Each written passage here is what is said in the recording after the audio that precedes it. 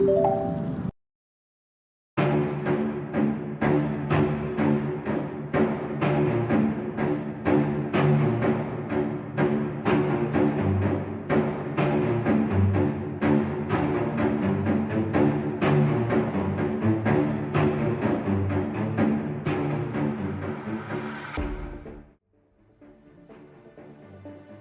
early 2012, Kenya found itself at a crossroads.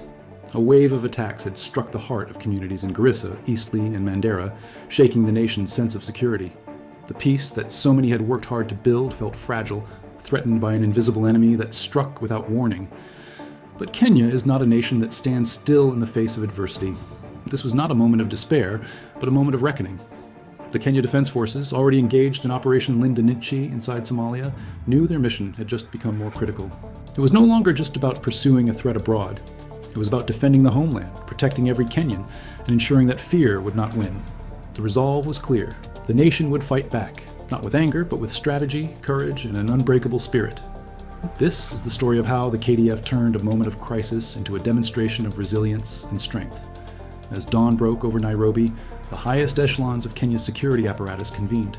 At the KDF headquarters, military commanders met with senior officials from the National Police Service and the National Intelligence Service. The mood was serious, the objective singular: to create an impenetrable shield around Kenya. The strategy was threefold: defend the borders, stabilize the affected regions, and eliminate external threats before they could ever cross into Kenyan territory. This wasn't just about reacting to attacks. It was about proactively dismantling the networks that planned them. Special units, trained in counterinsurgency and border patrol, were immediately dispatched to the vast, porous borderlands. Areas like Laiboi, Dadaab, and Mandera, which had been identified as infiltration corridors, became the new front line. The sight of armored convoys became a common feature on the dusty roads, their presence a clear message that Kenya's borders were no longer unguarded. Simultaneously, the skies above buzzed with activity. Air surveillance was intensified, with reconnaissance helicopters and drones monitoring key crossing points day and night. The KDF's air wing became the nation's eyes in the sky, tracking movements and providing real-time intelligence to ground troops. Every piece of information was crucial, every patrol a vital part of a coordinated defense system designed to protect the Kenyan people. While the homeland was being fortified, the mission inside Somalia continued with renewed intensity. The KDF understood that a purely defensive strategy was not enough. To secure Kenya, they had to dismantle the threat at its source. Within Somalia, Kenyan troops operating as part of the African Union Mission, or AMISOM, maintained relentless pressure on militant strongholds. They weren't alone. Working shoulder to shoulder with the Somali National Army, they advanced into territories that had long been under the control of al-Shabaab. This joint effort was a powerful symbol of regional solidarity against a common enemy. The offensive pushed deeper, liberating towns and villages, and winning the trust of local communities who had lived under the shadow of extremism for years. The ultimate prize was the port city of Kismayo. More than just a strategic location, Kismayo was the economic engine of the militant group, a hub for illegal trade and taxation that funded their operations across the region.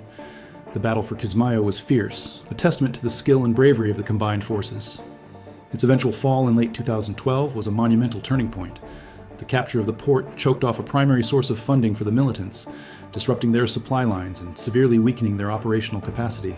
It was a strategic victory that echoed across East Africa, proving that with coordinated action, even the most entrenched strongholds could be dismantled. The success in Kismayo didn't just cripple the enemy, it sent a powerful message of hope to the entire region. Back in Kenya, the fight to secure the homeland was becoming more sophisticated and intelligence-driven. The KDF's collaboration with domestic security agencies was seamless. The National Intelligence Service, or NIS, provided the critical intel, identifying potential threats and mapping out extremist networks. The Anti-Terror Police Unit, the ATPU, provided the specialized law enforcement capability, acting on that intelligence to disrupt plots before they could materialize. This synergy was the backbone of Kenya's internal defense. Joint patrols involving KDF soldiers and police officers became a routine sight in border counties, fostering a sense of shared responsibility and a unified front. New checkpoints were strategically established, not to hinder movement, but to carefully screen for threats. Advanced intelligence sharing systems were put in place, allowing for instant communication between units on the ground, command centers in Nairobi, and operatives in the field. Rapid response units were on standby, ready to be deployed at a moment's notice to any part of the country. But through all these tactical maneuvers, a core principle guided every action: the protection of civilians. The mission was not just to eliminate threats, but to do so while preserving the peace and upholding the rights of the Kenyan people. It was a delicate balance between force and restraint, a testament to the professionalism and discipline of Kenya's security forces. The goal was to make Kenya safe, not to turn it into a fortress. But the mission of the Kenya Defense Forces extended far beyond the battlefield. True security, they understood, is not just the absence of conflict. It's the presence of stability, hope, and trust. In the very communities that had been scarred by violence, the KDF took on another role, that of a partner in recovery. Military engineers, who had once cleared paths for combat vehicles, now worked to restore damaged infrastructure. They helped rebuild schools, repair roads, and construct security posts that would be handed over to local police, ensuring long-term safety. They worked hand in hand with local elders and community leaders, listening to their concerns and collaborating on solutions to rebuild trust between the people and the state. KDF medical teams also played a vital role. They set up mobile clinics in remote areas, treating civilians who were injured in attacks or displaced by the conflict. They provided essential healthcare services, vaccinated children, and offered a compassionate presence in a time of great uncertainty.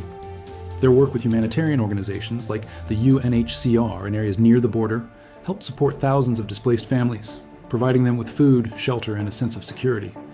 This was the other side of Operation Linda Nchi, the human side. The presence of the KDF was not just about force, it was about reassurance. It was a tangible message to every Kenyan living near the border that they were not forgotten, and that the nation would stand with them, not just to fight an enemy, but to help them rebuild their lives. It was about proving that Kenya's strength lies not only in its military might, but in its compassion and unity. By the end of 2012 and into 2013, the results of this multifaceted strategy became clear. The frequency of major attacks within Kenya had reduced significantly. The constant pressure on the border and inside Somalia had turned a reactive defense into a powerful deterrent. Potential attackers knew that Kenya was no longer a soft target. The nation was vigilant, coordinated, and prepared. The success of Operation Linda Nchi had a ripple effect across the region.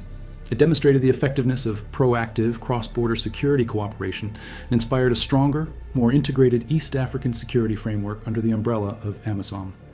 The lessons learned in Kenya and Somalia were shared, strengthening the collective ability of neighboring countries to combat shared threats. But even in this moment of victory, the KDF and Kenya's security services remained watchful. They understood a fundamental truth. Peace is not a permanent state.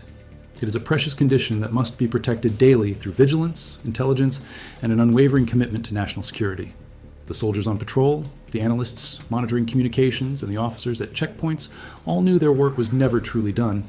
The victory was not an endpoint, but a new beginning, a foundation of security upon which the nation could continue to build and prosper. The vigilance that was forged in the crucible of 2012 became a permanent part of Kenya's defense posture. Kenya's fight was never just about guns and uniforms or about tactics and territory. At its core, it was a fight to defend something much more profound: hope.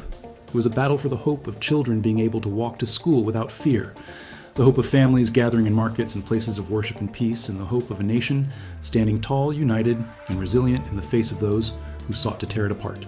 Through immense courage, strategic unity, and unwavering discipline, the Kenya Defense Forces demonstrated that Kenya's greatest weapon is not found in its arsenal, but in the spirit of its people.